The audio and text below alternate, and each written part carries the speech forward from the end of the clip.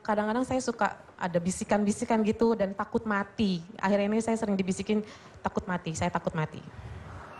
Oke.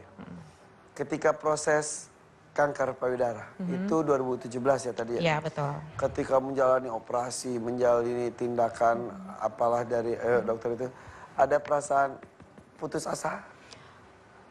Putus asa sempat awalnya sih iya. Tapi Sedih gitu? ya banget, sedih banget karena kan saya single parent apalagi harus kehilangan salah satu anggota tubuh saya tentunya ya. Ya. Kayak gitu sih. Tapi ya seiring berjalannya waktu, saya ketemu dengan para penyintas kanker lainnya, saya akhirnya ya harus move on, harus bangkit gitu Oke. loh.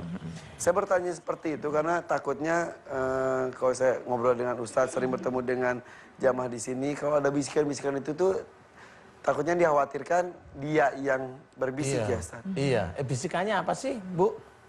Bisikannya ya itu saya kalau mau sholat, mau ibadah pun saya pasti ada yang ngelarang. Terus Ngomong kayak, itu denger kayak kita ngobrol begitu.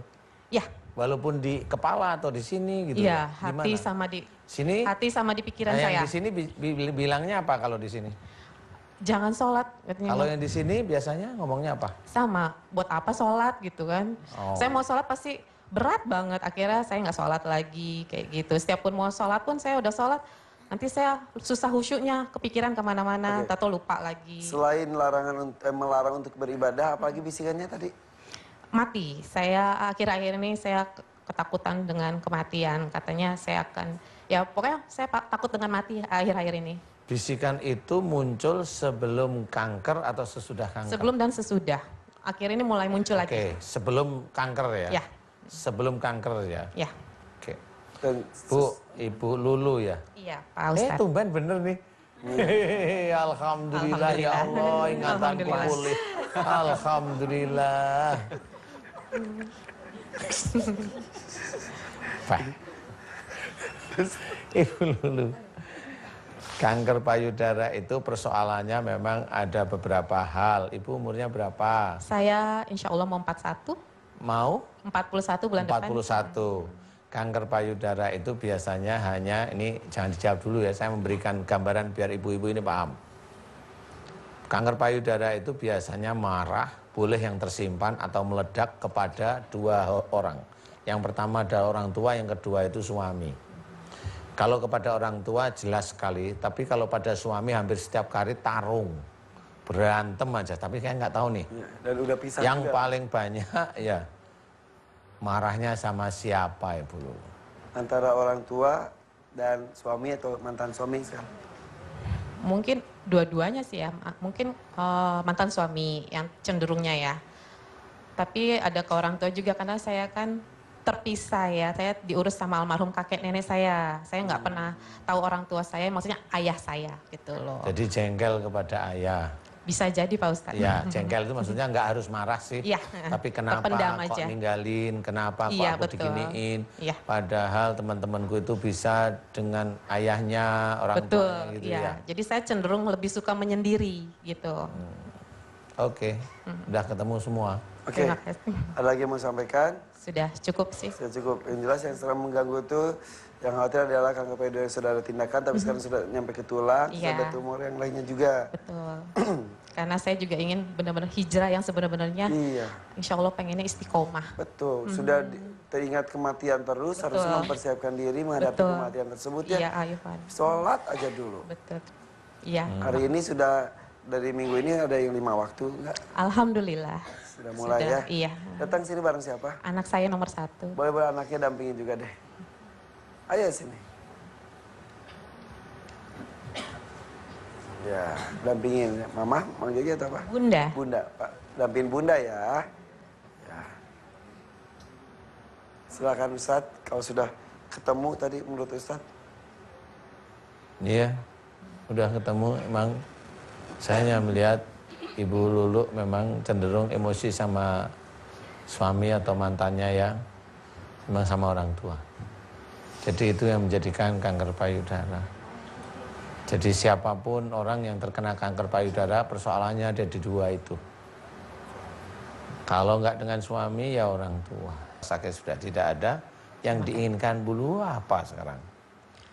Ya saya pengen, ya tadi saya bilang saya pengen hijrah, insya Allah pengen tobat agar insya Allah istiqomah biar saya bisa kembali ke jalan Allah sesuai syariat Amin. Islam. Iya. Amin. Dan bisikan-bisikannya Iya. juga. Ya, bisikan-bisikan itu insya Allah itu karena ada yang pertama adalah kesedihan yang dalam, jengkel yang mendalam, kemudian putus asa, itu nomor satu. Itu biasanya ada pada waktu itu dengan suami, ya.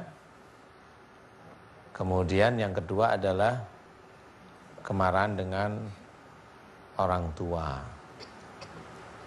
Itu juga sama, kejengkelan dengan ayah kenapa ditinggalin itu bisa. Itu sedih, jengkel, itu bisa akhirnya. Nah, jadi mulai hari ini Ibu Lulu harus belajar untuk ikhlas menerima apa yang sudah terjadi, bukan tidak diingat-ingat. Anggaplah itu memang takdir yang harus dijalani dari Allah. Jadi walaupun mohon maaf ayah itu tidak ini sama Ibu Lulu, udah nggak apa-apa, terima aja karena Allah.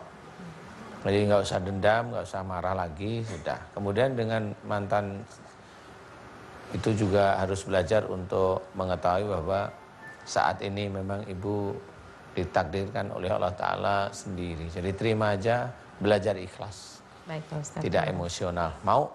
Insya Allah mau. Nanti yang bagian dukun, bagian saya. Iya baik Pak Ustadz. Ya, tapi jangan ke dukun lagi. Iya siap Pak Ustadz. Ya, dipelet sama dukun. Masih suka sama dukunnya? Oh enggak, Ganteng gak sih dukunnya? orang Jogja. Nyatanya ganteng bukan dari mana. Saya tuh orang Jogja. Masih gantengan Ustadz Danu sama Irfan. Ya, berarti kalau gantengan kita berarti mirip Ustaz Zaki lah ya. Ya betul. Bercanda. Putus asanya dia dan lain-lain Ustaz. Karena takutnya itu selalu Ustaz sebutkan anak buah makhluk akhir zaman. Adakah betul itu? Ada, Anak buah Dajjal ada. yang tentang kematian, Iya, tentang pelarangan ibadah. iya. Itu. Kalau larangan ibadah dia sudah ngomong berarti itu udah dajjal itu. Gimana tuh Ustaz Zaki? Memang apa yang beliau sampaikan, bumi diputar-putar Ustadz ya. Waktu kejadian di Palu itu kan saya ke Petobo tuh Ustadz. Jadi bagaimana saya ngelihat 4 kampung itu Bu ditebalikin sama lumpur. Jadi yang muncul di atas tuh justru pondasi-pondasi bangunan, gentengnya di bawah semua. Pondasi kelihatan. Kelihatan semua. Itu kan apa yang beliau sampaikan berarti memang itu baru satu titik Ustadz ya. Iya. Mungkin diputer. Tunggu giliran. Tunggu Ya giliran. Allah. Iya. Alhamdulillah nih Jakarta dilengkapin terus nih. Cuman khawatir jangan-jangan acara puncak gitu Ya aja. Allah. Artinya buat ngingetin kita itu Ustaz ya. Bener. Karena bener, saya sampai Jakarta ingat satu hadis, tanda-tanda kiamat itu kan salah satu aja. Manusia itu yuhibbunal kusur wa yansaunal kubur. Yuhibbunal kusur itu mulai berlomba-lomba membangun gedung pencakar langit, gedung tinggi. Wa yansaunal kubur. Tapi udah lupa buat ngumpulin amal baik dibawa ke kuburan. Itu udah banyak terjadi. Jangan-jangan kita juga bagian dari itu. Demen bangga masuk. Sekarang coba lihat orang umroh plus Dubai gitu Ustaz ya. Bangga dengan gedung-gedung yang tinggi. Tapi pertanyaannya satu, yang udah kita siapin buat di kuburan udah ada belum? Gitu. Bukan ciri-ciri kiamat. Ya Allah. Aduh.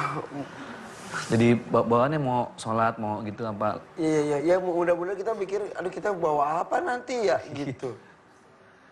Yaudah. Makanya betul yang beliau sampaikan, udah ikhlas aja hidup Ustaz ya, lillahi ta'ala. Iya, belajar ikhlas. Ya Allah. Sambil nonton Siraman Kolbu nanti mudah-mudahan ada kabar dari saya. Iya. Insya Allah. Sedikit demi sedikit. Sedikit demi sedikit. Iya. Saya akan memberikan sedikit. Biar nggak terlalu kaget. Ini aja udah kaget, apalagi nanti. Iya. Udah, yuk.